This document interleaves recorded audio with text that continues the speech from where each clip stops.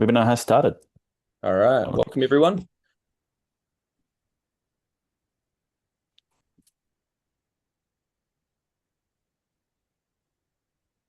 Do we have a slide that tells us why we're here? Mm, the next slide. Okay, so I don't know. Don't think so. cool. Welcome, guys. If you're just coming in now, we'll get started in about a minute or so. So Ruben's just questioning me where the slide is on what we're talking about today,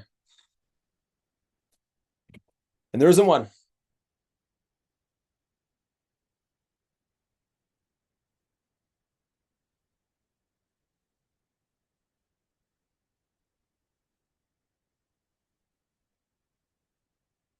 Well, we've got a chat already, Rubes. Firefly's AI will be recording this. Cool. I'm all about it, man. That's good. It's good news to me.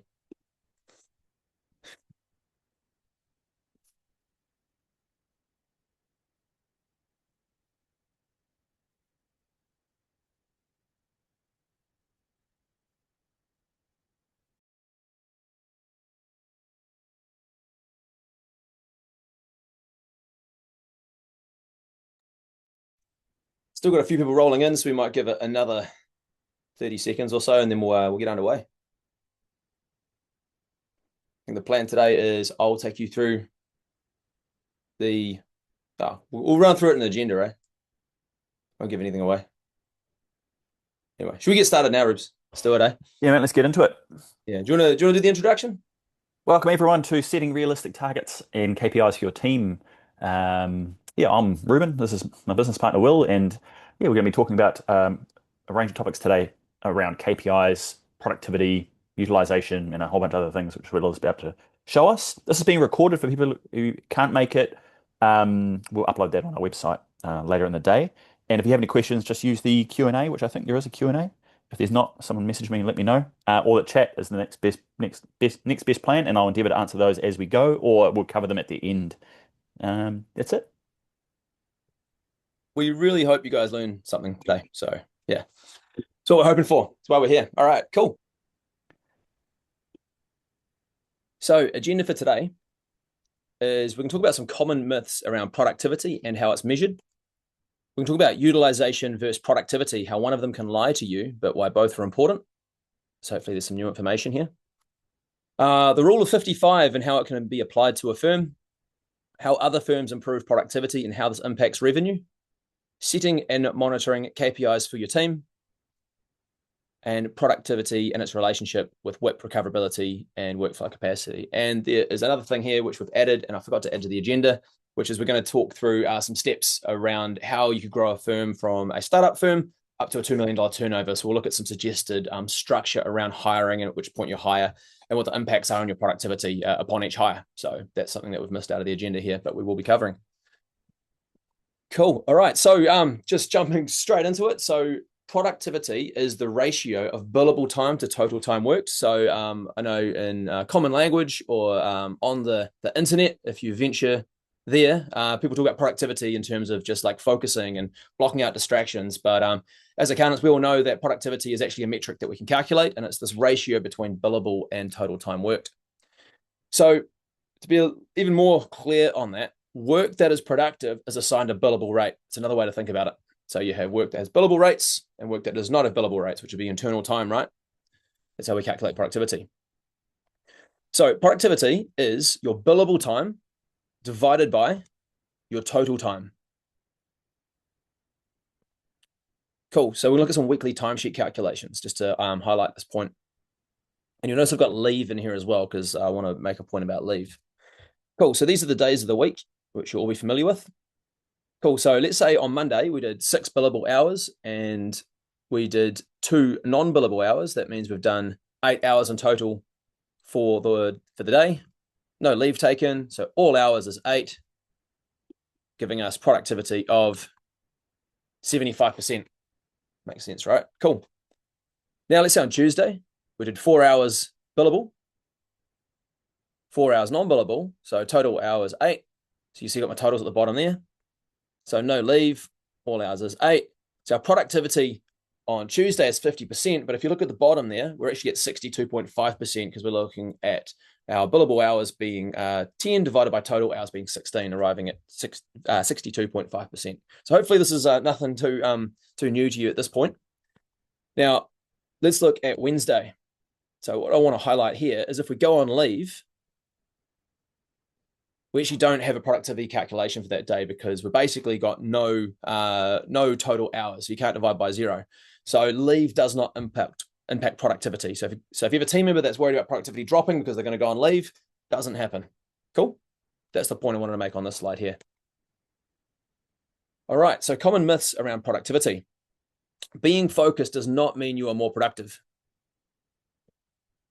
Rework is productive work. Now, this is a one that people often get confused around. As if you have rework, what people often do is they'll flag it as a non-billable task. And what that means is that it reduces productivity. Rework is a productive task. There is an associated billable rate with that rework. It's just that we write that time off. So you reduce someone's effective output one of two ways. One is we reduce their productivity. They're doing less billable work. The other way is we write their time off. Both of these are like bad things, right? Now with rework, we don't want to recognize that as non-productive time because it is client work. It does have a billable rate. It's just a write-off. So rework is productive work. We always see that one really, we see that one often, don't we, Rubes? Cool. All client work is productive work. All client work.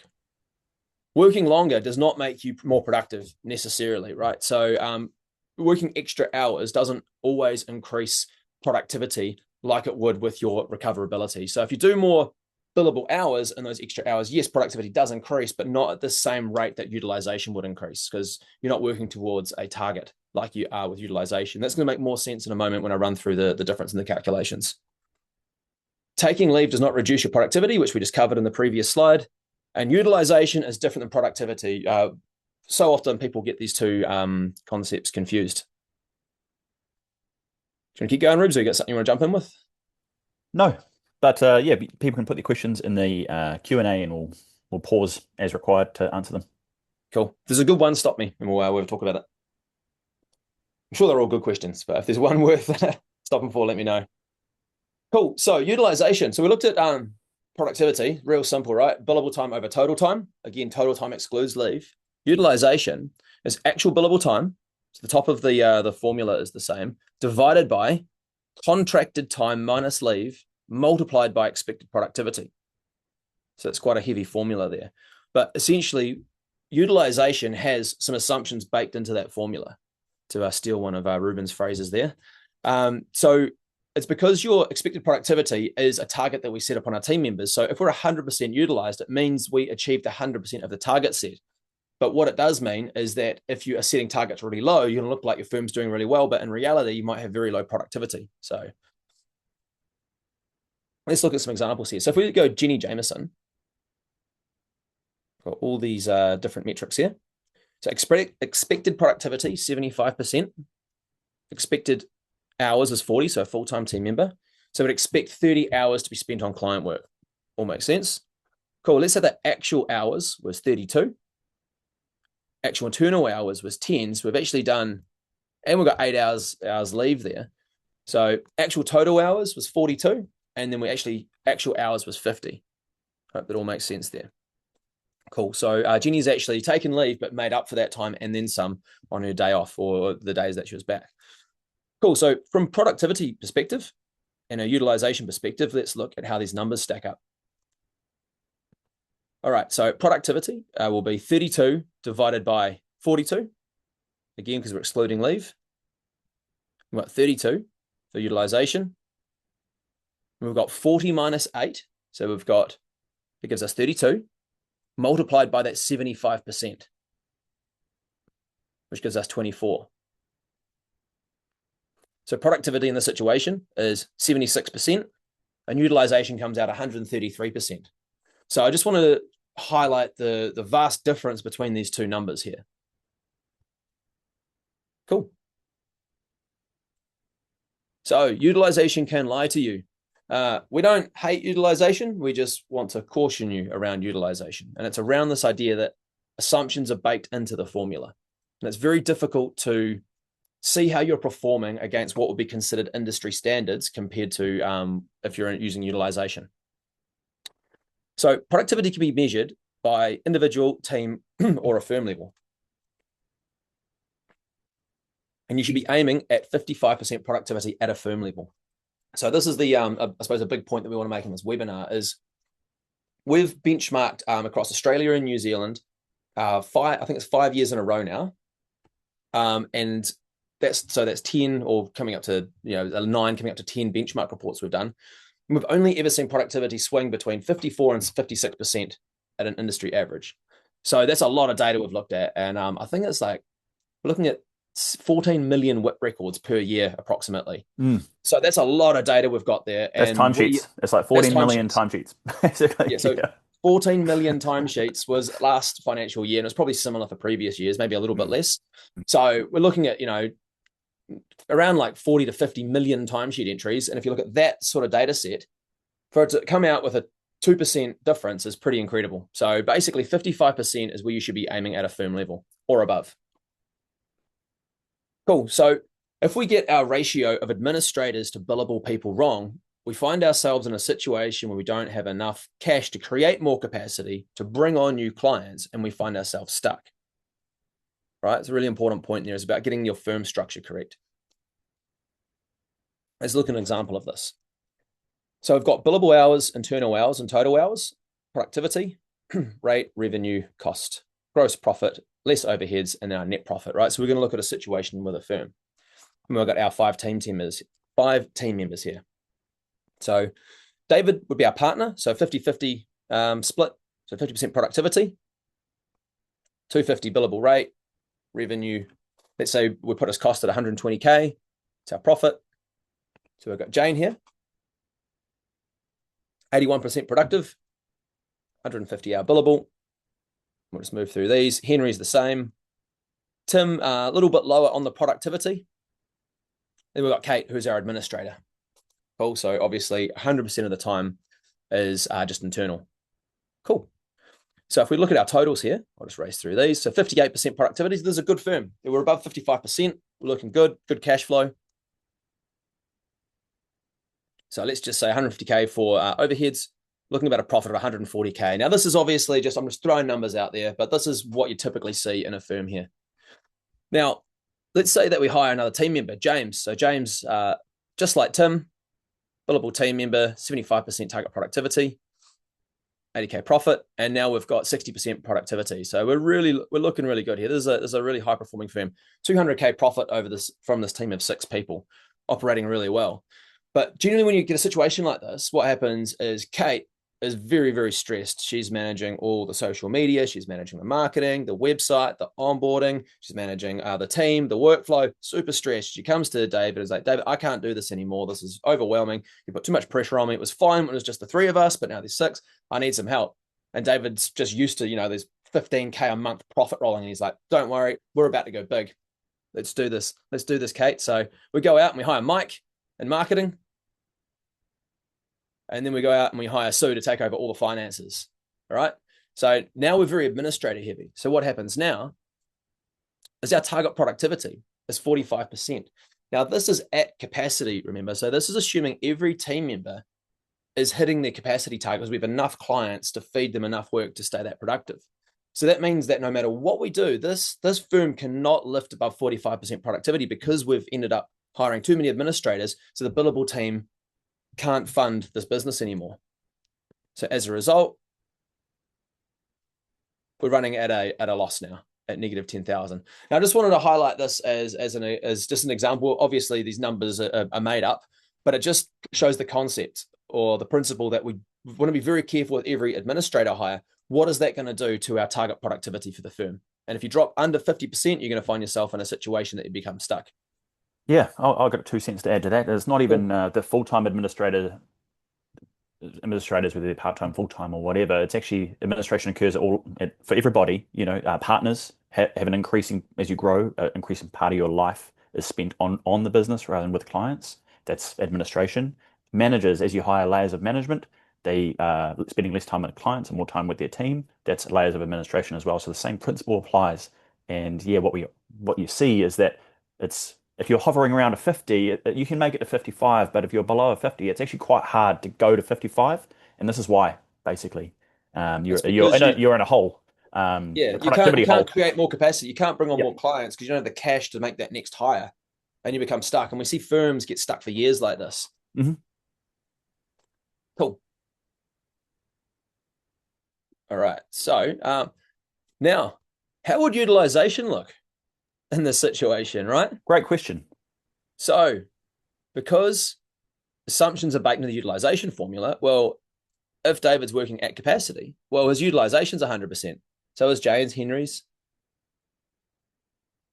There we go. So we're operating at 100% utilization. So this firm's looking good. But in reality, 45%. Very, very hard to be profitable, 45% productivity. Cool. And that's why utilization can lie to you, thinking you can think you're doing better than you are. It's because you got those assumptions baked in. And you feel the frustration. You're walking around, you're wondering, why aren't I making more money? Things are looking great. All my numbers are looking good. Everyone's utilized. Everyone's busy as. Why don't I have the revenue to show for it? Why can't I afford, or why am I finding it hard to bring on another billable team member to generate even more revenue?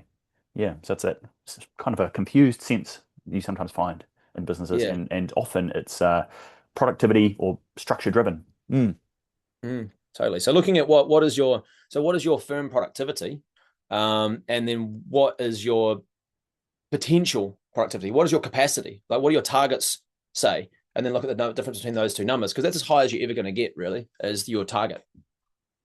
Cool. So what I want to do here is look at an example of how to grow a firm from a startup to a $2 million turnover. And we'll go through this pretty quick because I'm just conscious of time here. So what we've got a partner, administrator, a manager, and accountant. Those are sort of the four key roles you'd find in an organization or in a firm. And I'm sure there are more we could dream up, but that's a really good starting point. So let's say our headcount for each of these is we've got a partner, an administrator, and an accountant. So we've got 3 team members, and our administrator is 20 hours per week, right? So we're paying 100 hours per week for this firm. So then we can see how many hours per year they work, our target capacity. And I just want to touch on that is generally the rule that we're going to present here is that you want to be aiming for 80% productivity for a billable team member. 85 is fine, 90 is fine, but generally 80, you don't really want to go below 80. What we're going to be doing is as we bring on management responsibilities, we reduce your target capacity by 5% per team member you're managing. So we'll highlight that through these examples here. So put our billable rates in, our target billable hours. From there, we can calculate our non-billable hours, our target productivity. And what we'll notice there is target capacity and target productivity are identical. Isn't that interesting? Cool. So that is what the target revenue for this firm would look like. So capacity looks forward, productivity looks backwards, but it's the same thing. Cool. So let's say next round, our next hire is an accountant. We hire another accountant. All right. So from there, what we've done is we've reduced the partner to 70% because they're now managing 2 people. And we're 65.7% target productivity. Now our target revenue's jumped up to just under 800 grand. And we're still achieving that rule of 55. Yep. So what we're trying to do here is show you the growth structure without dropping below 55%. What would that look like? All right. So next hire, we're going to hire a manager. So we may promote one of our accountants and bring another accountant on, or we'd hire a manager. So either way. And what we've also done is we've increased our administrator to 40% to full time, whether we hire a new one or we up the hours. Cool. So now you'll notice that our manager is at 70%. So we want someone at 80%, and they've got 2 accountants they're looking after. So we reduce by 5% per team member. So their target capacity would be or productivity would be 70%. And the partner was slowly drifting down. Now we've got a manager in place. So every hire, we're basically bringing that partner's target capacity down. And now that we've hired a manager to take on that level of work, we can now up the partner's rate. So what we're doing with the partners is we're reducing target capacity while we up their rate at the same time, because it's supply and demand, right? Their time is becoming more valuable because we have other people that can take on that work. So the manager is going to start taking on that higher level, higher value work, and the partner now becomes a premium price. I do see a trap around partners sometimes where, we just feel like our time is free and we just work longer and harder to fill in any gaps, whether they be administrative or client orientated. That's not the way to plan. Like, you don't want to plan to be doing that. I don't think it's very sustainable. It, you want to understand that you still have, when you're small, you still have a obligation, I suppose, to achieve the rule of 55. You still do need to churn out client work. So don't start with three people and then just spend 30% of your time on high value client work. That's probably not enough client time for a partner to be doing for that size business. But as you get bigger, 5, 10, 20, when you get to 50 or so, it could be 0%. But a lot of partners I see would, yeah, smaller firms would be closer to, like, if they're this size, yeah, it'd be in the 60s, maybe, still quite client involved. As they get kind of to the 8 to 10 size, maybe 50. And then when they go to 20, maybe towards 30, and then it starts going south of that. And from there, when you're bigger than 20 people, it's kind of like how much you want to spend with clients, not how much you need to spend with The clients. choice is a It's choice. more of the Yeah. choice. Yes, I've got Yeah. lots of partners that love their work. They love their work and they love doing the work. And they choose to be 30 or more percent productive. Yeah. Yeah. Cool. So we're at 59% now. And again, we hired another billable team member being the manager, but we also increased our administrator to full time. And you can see quite a significant impact just that raise in that administrator's hours has done. So our target revenue, we've cracked $1 million now. So this is a good looking firm here. And let's look at the next one here. So at this point, we'd hire another accountant. I'm going to race through these now. You can sort of expect what's going to happen here. We've dropped our manager down from 70% down to 65 because that with 80%, less the 15% for the 3 team members, we arrive at 65%. Then the partners' capacities come down again. We're back over 60% productivity. Cool. And then this next one here, we've got 4 accountants. Going to race through this. Cool. 1.5 million. Now, this next size is a bit different. So now we've got this really nice structure of 1 manager to 4 accountants. Now, what we don't want to do typically is to go to 1 manager, 5 accountants. You're starting to create a bottleneck around your review process. And so what we want to do at this point is we'd want to get a next manager in place. So now we've got 2 managers. So our next hire may be an accountant, or it may, and we promote an accountant to a manager. But you really don't want to go 1 to 4. You don't really want to go beyond that. So now what we've got is 2 managers, 2 accountants. And what we do at this point is we can lift our target capacity from that 65% or 60% back up to 70 again. So 2 managers with 2 people each. And again, partners' productivity keeps drifting down. 63%, 1.8 million, looking really good. And I believe this could be the last one we do. We've now brought on another administrator. So now we've got a lot more admin help. How's our productivity looking? Back down at 56%. Yeah. Amazing, eh? Yeah. Really Yeah. incredible how much an administrator hits. And I know there's definitely an argument that administrators take time off the billable team members to allow them to do billable work. Absolutely. Yep. That is absolutely right. But we just got to be realistic about what is our firm going to be achieving given the firm structure, given target capacity. Like, we just got to look at the numbers here, right? Mm-hmm. So yeah, we're just hovering above the rule of 55 there, which means we can grow out of it again. Basically, we can still bring on more clients to hire the next accountant. But if that dropped below 50 or even worse, 40 something, it would become, you'd stagnate, or you'd have the risk of stagnating. Which is what we're trying to avoid. Yeah. So here's a $2 million firm now with 10 team members. And these are just rough numbers, of course. We're trying to not give you an exact map, but just to highlight some realities here around what the numbers say and how you structure your firm. Cool. So key insights. So billable team members should be 80% productive or higher if you can get away with that.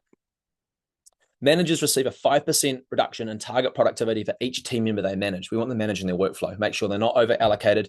Make sure they have the right amount of work on. Make sure that we're not going to miss due dates. Make sure that if someone's struggling, we can move work around. I get suspicious when managers are at 80% productivity, eh? So like, how are you managing, mate? That's right. Do your team, are they being looked after? Are you actually having decent conversations about, the jobs that are approaching or exceeding budget? Are you reallocating work? Are you doing what a manager should be? If you in that 20% little window of time, I don't know, maybe, but I get suspicious. Cool. So what do they do with that 5% reduction? So managers need to manage their people with their 5% time allocation. So it's not just review jobs, because reviewing jobs is productive work, right? We're logging that time to a client. That's productive work. So their job is, yes, do reviews. That'd probably be a main part of their role, doing big, difficult client work, doing a bit of advisory, and also doing reviews. But with that non-productive time, they need to manage their team. So aim to have 4 accountants per manager. Partners can reduce their target capacity and lift their billable rates as their team grows. Supply and demand. Hire the fewest number of administrators you can get away with. Cool. Productivity and its impact on revenue. So recoverability is the percentage of work performed that converts into revenue after adjusting for write-ons and write-offs. It measures how effectively a firm turns effort into invoices. So let's look at the WIP equation here. So many of you may be familiar with the WIP equation. I'll quickly cover it off. So basically, work in progress is essentially work done that has not yet been invoiced. So we can look at it really basically. So it's work done that is going to be turned into an invoice soon. We can look at it over a period here. We look at it over through opening WIP, which is the opening is the WIP at the start of your report period, and then your closing WIP, and there's movements that occur within those between those 2 dates.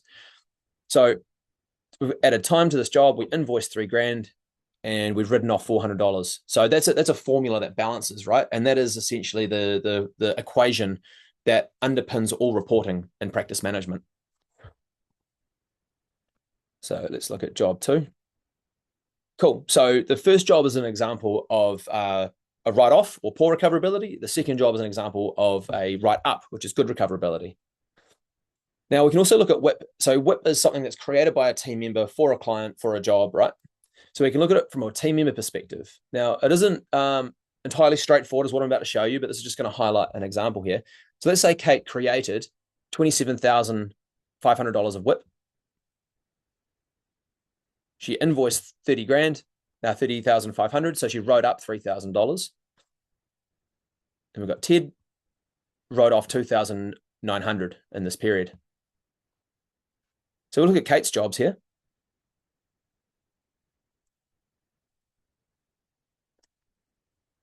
What we can see is some jobs had write-ups and some jobs had write-offs. And this is genuinely, if you just look at that total number there, you're not getting full visibility into where those write-offs are sitting.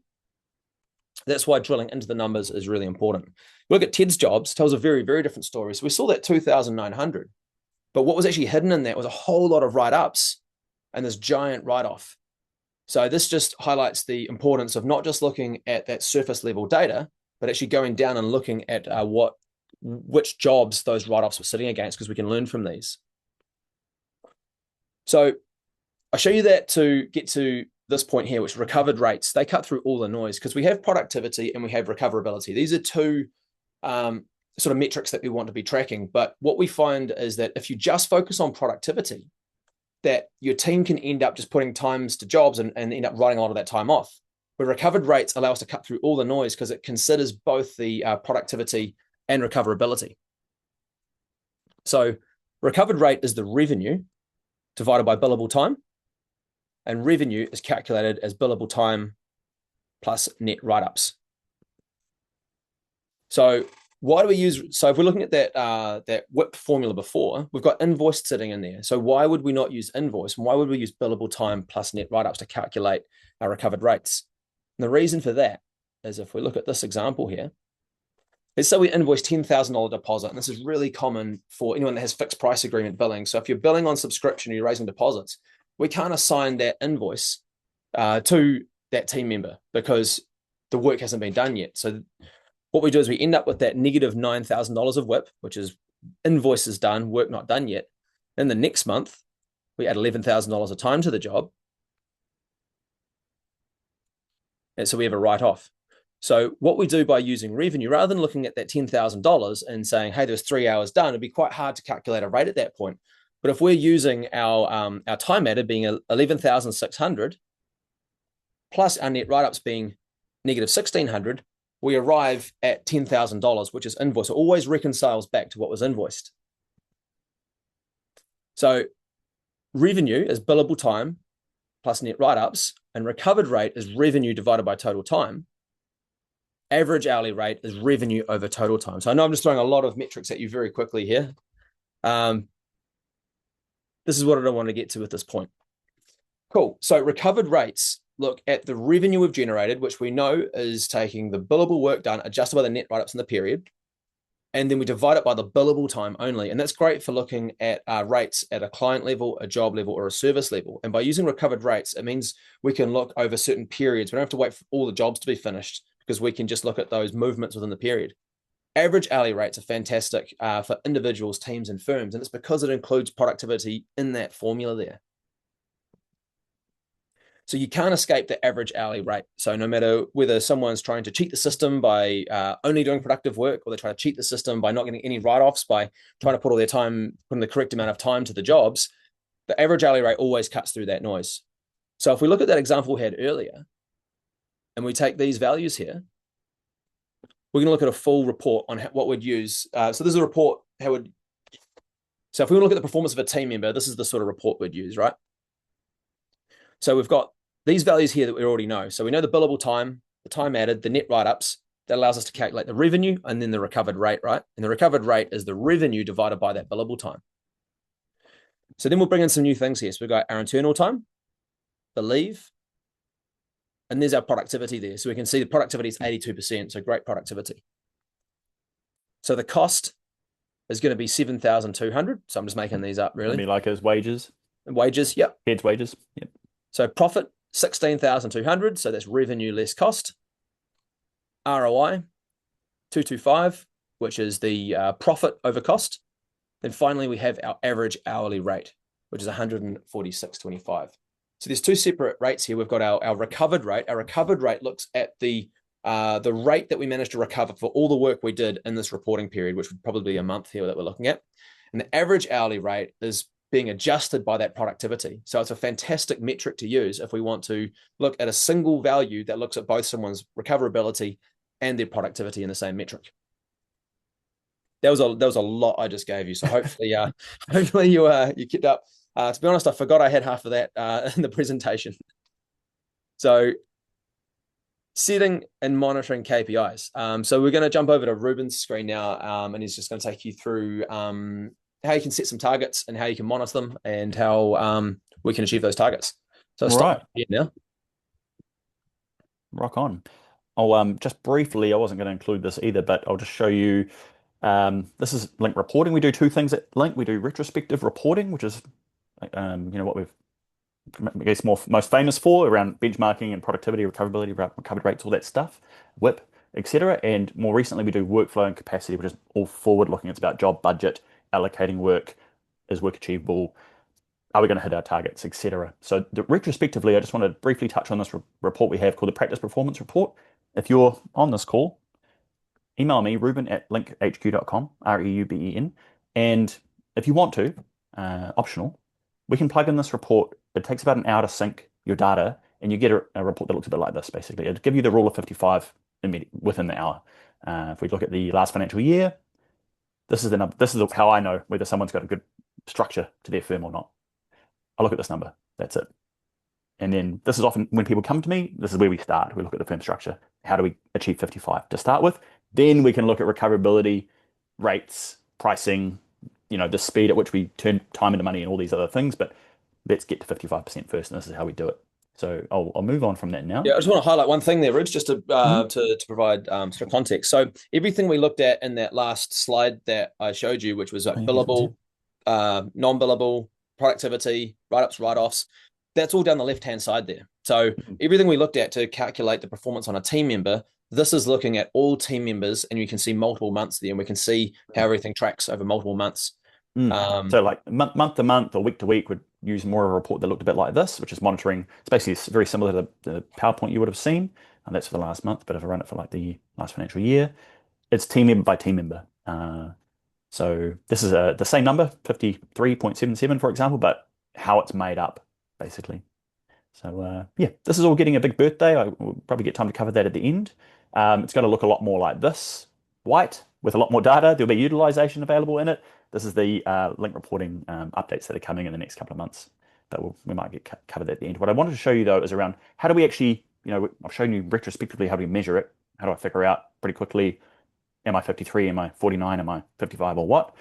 But what do I do about it? Well, that starts with KPIs or a productivity KPI. And the way our customers approach that in Link is to, for every individual, this is your team list. It's syncing from your Xero Practice Manager. We want two important numbers for you. One is how long is this person meant to be here in their contract, and what percentage of that time is spent on client work. And that's our target capacity is your target productivity. Same. The This target gets reported on every time someone does a timesheet in Link. So if you imagine you're Ruben, you come to work and you go, hey, Ruben, here's everything I want you to do between now and the end of the month. This 45 here says, yes, this is achievable. This is one of the main things we do, is saying, allocating work with reference to people's actual availability to complete it. You prioritize your list, etc. Do your timesheet. You've got your budgets here that have synced through from your XPM or been auto-allocated by Link. Update your custom task states, but this is the bit I wanted to show you. When you go to do a timesheet, every time you do a timesheet, which is 5 to 8 times a day for your average individual, you're getting this KPI that tells you how you're going. So if I'm going to do a timesheet right now, it's 3/4 done for me. Admin's amendments, quarterly coaching, 34 minutes since I first logged in today or since I last did a timesheet. Prepare for meeting, click enter. This productivity KPI updates. I'm 100% at the moment, and it's just going to stay at 100%. I should probably have done an internal timesheet. Do an admin timesheet. Yeah, let's imagine I get I've got this training. In fact, I'm attending I do like professional development. I do 45 minutes. Oops, that's 45 minutes. 0.75. There we go. Webinar with Rubes. Cool, and then I'll do a leave time. No, I won't do a leave timesheet just yet. So I'll do my internal timesheet. Lets me know I'm on track. I'm now 86. So you're getting this is the livest KPI you could possibly provide an individual. So there's no secrets or surprises come productivity time or pay review time or performance measurement time. Everybody knows that the work you've been given is achievable. Everyone knows what their target is, and they're being told multiple times a day, and they know exactly whether they're going to get through that work or not. Ruse, can you do one more timesheet? I just want to highlight something I think we might have not mentioned. There's that little gap in that chart there that you see. Mm-hmm. That's Ruben's target. So his 50% is his target. So if you just do a big leave entry now, not leave, sorry, do an internal, just put in like 6 hours to. I'll do directed time, 4 hours, meeting with Will. That should hopefully drop you down. There we go. Oh, I'm still on target as a director. Okay. I wanted you to go under. That's all right. Yep. Cool. So this is the most practical way of achieving, getting people from whatever they might be to where we want them to be. And that is how it all feeds into the reporting. So that's all retrospective, but this is like the day-to-day. How do we actually change people's behavior and allow them to prioritize the things we want them to prioritize? Have I missed anything there, Will? Is that all we needed to cover? No, that was it, really. Yeah. Cool. All right, I'll grab the screen back. Cool. So I think the last thing I was going to take you through is just on our website here. We just wanted to let you know because I suppose a lot of you people on the call today are sort of seen where we're going. We started with the reporting product. We built the workflow capacity product, and we just want to take you through where we are taking the product. So if we go to connected practice management, this is sort of an articulation of where we see the product heading. So it's this idea of connected practice management. So we see this as a one complete cycle, right? So proposals, which we don't do at the moment, comes through the allocation, and we've built the automated allocation. You may have seen that, where we've basically got an automation that looks at everything that needs to be allocated to team members and looks at historical data to suggest who should do the work. So you can literally grab 1,000 rows of work, view suggestions, publish, and it updates XPM, and it goes and populates everyone's workflow list. It's phenomenal. It's really cool. So we've automated the allocation process. We're the world's first perpetual capacity system. So perpetual capacity management is a sort of a coin that we've termed, which is it's like a perpetual inventory, but for capacity management. So every interaction is keeping capacity live, and that's built into workflow. So we've got the workflow system. The next thing we've got coming out for workflow is notes on jobs and tasks. So that's hopefully a week or two away. It's really cool. It's GIFs. You can tag. It's like Teams or Slack or Zoom if you've used any of those platforms. Built like that, but it's around job conversations. So that's the next thing in workflow. Invoicing, I'll come back to. And then reporting, we obviously have the reporting product, which is being built into the main platform. And then the reporting data should inform proposals. So we just see this as one connected data loop. So right now we do allocation, capacity, workflow, and reporting. Reporting is the current project being built into the main system. Then we're going to be focusing on proposals. So we're going to be building a proposal system, which is going to deploy jobs into XPM, and then they're going to be ready to be allocated. But when we build it, we'll be able to look at the data. So we'll be able to suggest, based on Pricing. the data that is, pricing essentially. We'll be able to look at historical data to suggest pricing around proposals. Mm-hmm. And then the last piece of the puzzle is obviously invoicing, which is our own WIP ledger, and being able to generate invoices out of Link and send these through to Xero Blue. Now we're building this in a way that you can use standalone. So I know like FYI, I've built FYI Elite, and there's like Carbon. So we're positioning ourselves to compete with these products, but the point of difference we have is we really care about structure and data integrity. So that's what we're doing different here, and that's how we can keep this beautiful loop of data. But if you do want to stay on XPM, we're still going to fully integrate. So send every timesheet, pick up every WIP entry. So we're just basically going to have an option between the two systems. But just want to give you a heads up on where we're heading. In terms of time frames, we're probably maybe about 4 to 6 weeks of having the reporting product built into the main platform. Then all of our focus is going to go on proposals. That might be probably a 3-month build. And then we're looking at the invoicing. So we're hoping sort of end of this calendar year, early next year, we'll have a fully connected system for practice management, so which would obviously work with XPM or without XPM, depending on what your preference would be. So you just want to touch on that to wrap things up, to let you know where we're heading, because we've been quite reserved in letting people know where we're going, but now we're feeling more confident that we've got a lot of the infrastructure and all the foundations built. We want to let you know where we're heading. So if you are considering moving off XPM to maybe another product, we encourage you to keep an eye on what we're doing, because we're not too far off having this complete solution built. Amazing. Cool. Thanks, Awesome. Will. Yeah. Do we have any closing questions? I haven't had any come through that I've seen, but if there are any questions regarding anything we covered here today, yeah, feel free to put them in the Q&A or however you can. There's a chat that's just come through. Rubes, want to look at Is that it? Oh. Oh, great. Oh, yes. Gee, I haven't been monitoring this chat. Okay. Isaac has a question. What should we be expecting productivity, utilization, and recovery wise across the firm by role? Yeah, we get asked this quite regularly.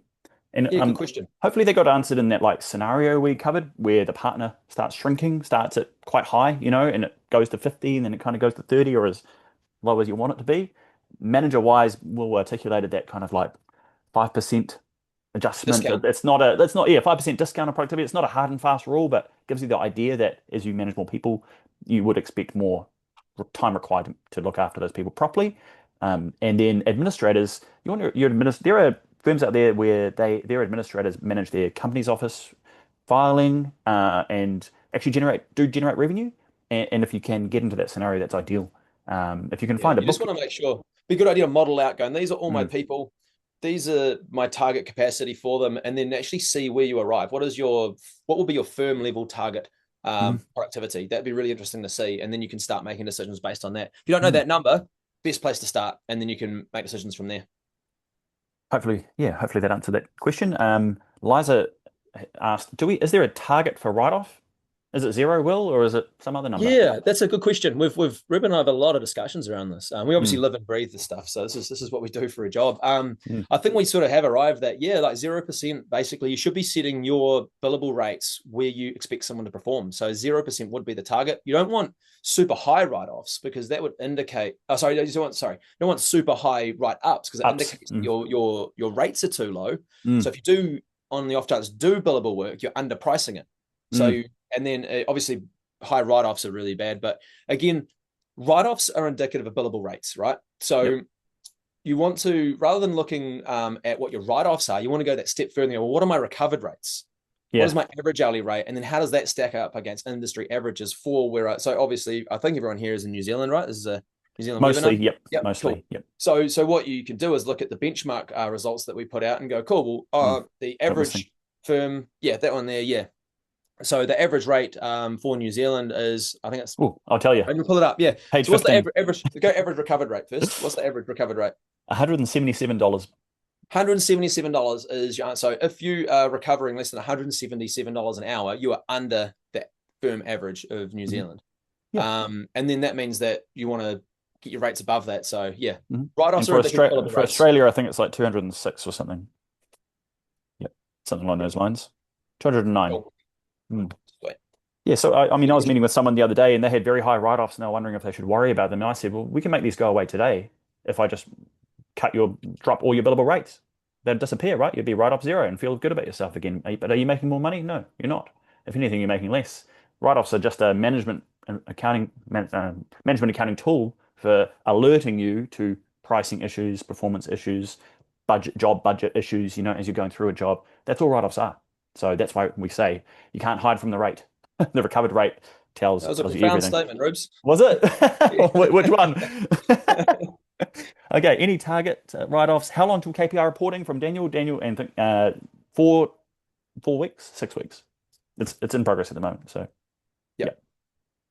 we obviously do that in the workflow capacity tool at the moment now. But if you're looking at the retrospective comparative stuff that we're looking at, the reporting stuff, that's 4 to 6 weeks away. There'll be, well, we'll get into You'll no that. doubt hear from us. You'll hear from us. There'll be a staged rollout where there'll be two apps running for a little bit, and then we'll turn off the old reporting sometime in August or September, depending on if anyone's still using it, pretty Yeah. much. So at the moment, I mean, I had a meeting with the team yesterday, the dev team, and like notes is so close to being done. We're hoping by the end of this week, notes is done.